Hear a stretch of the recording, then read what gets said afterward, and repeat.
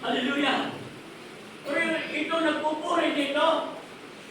Kung meron sila kasalanan sa Diyos, nasisihan tayo pero sila hindi pagpapala sa Diyos. Yan tanda natin, may tinatagong kasalanan katulad ni Akan. Bakit parang hindi ko naramdaman ang presensya ng Diyos? Isa sa kanila may nagawang masama. O baka isa sa mga young people nagsasayaw dyan mayroon.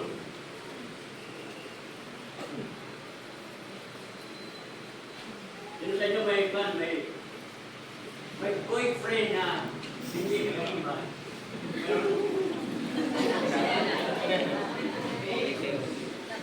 Meron ba?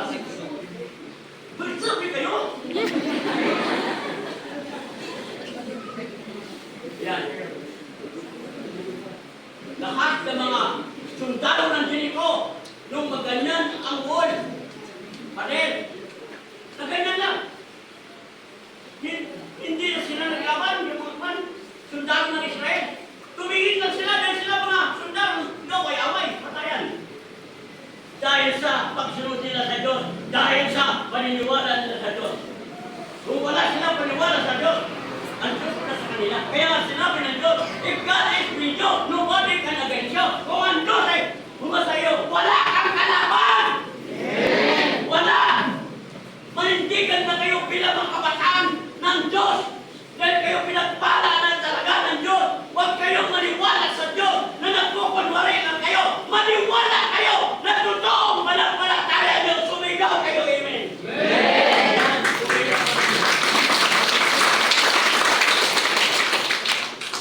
Tapos si Akan.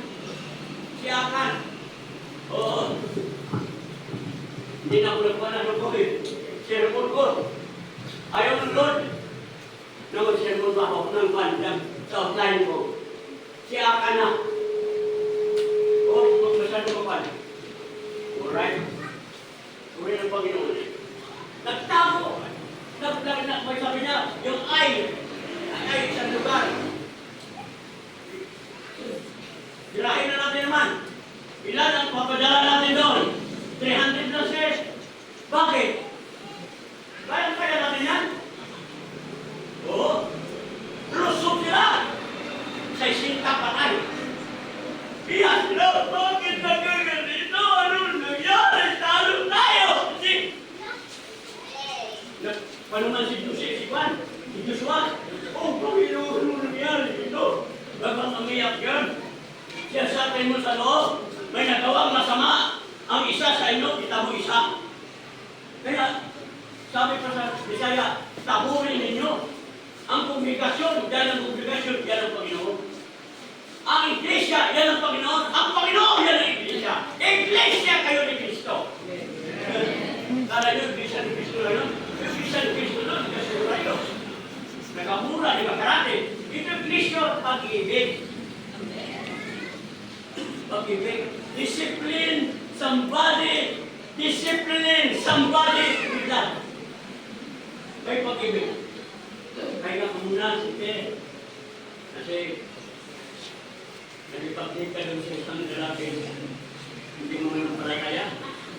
Para kang kanyo, para kang kriksas. Nakita kita doon, kaya ka muna.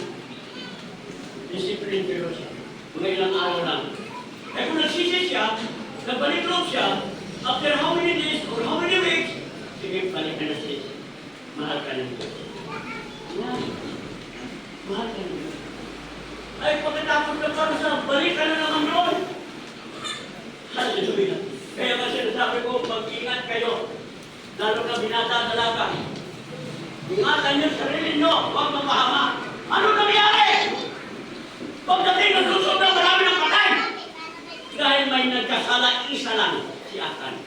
Ano nangyari? Lahi. Hanggang dumating sa lahi ni Akan. Hanggang dumating kay Akan. Bakit ginawa mo ito, Akan? Asawa mo, mga anak mo, mga tawahan mo, kasama mo. Bakit ginawa mo ito? Pinahamak mo yung Israel, ang daming patay. Hindi mo alam kung mayroong kasalanan ang kongregasyon. Damay ang lahat. Ay, si Kwan ba? Kwan mo yun? Nagsya ko. Kita namin siya ko. Oo, lalaki.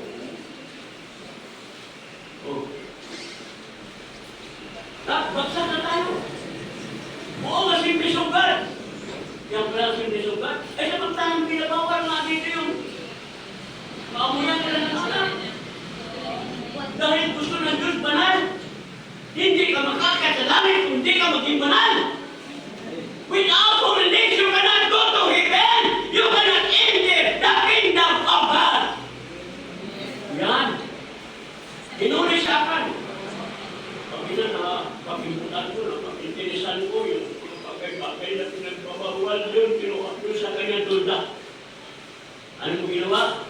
Inato, asawa, si Akan, mga anak, ugos lahat. Mabuti na ngayon ang nabubuhay na sa Bisaya, sa Biyaya, kung sino lang may kasala, yun lang. Hindi kasalanan ng ama, kasalanan ng anak. Kaya nga, kanya-kanya tayo tanggap kay Kristo, kanya-kanya din tayo magpakabanal, at kanya-kanya din tayo maligtas. Hallelujah! Yan ang nais ng Panginoon. Oh, gagawin natin. Purihin ng Panginoon. Huwag tayo maniwala sa Diyos na walang pinta. Maniwala tayo na totoo may Diyos.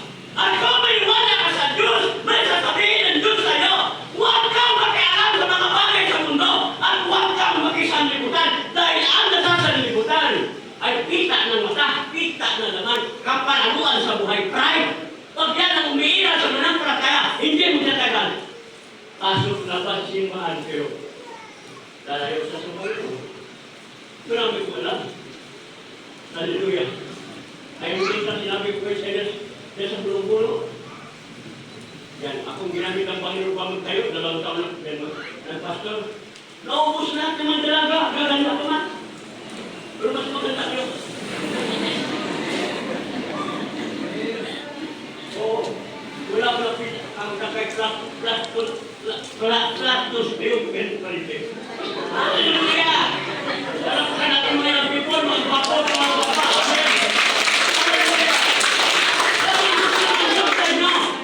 Ipagpatuloy yung mga dancer dito. Pero naman yung mga dating dancer, huwag nyo nang itakwil. Huwag yung dating dancer. Huwag nyo palayo yan. Mahal po rin yan. Bantay-bantay ang labanan. Pag may mag-awit sa isa, mag-imsi pa rin sa sunod na. Sunod iba, imsi, iba mga awit. Para bantay labanan. Amen? Glory to God. Hallelujah. Purihin ang Panginoon. Yan na natin ang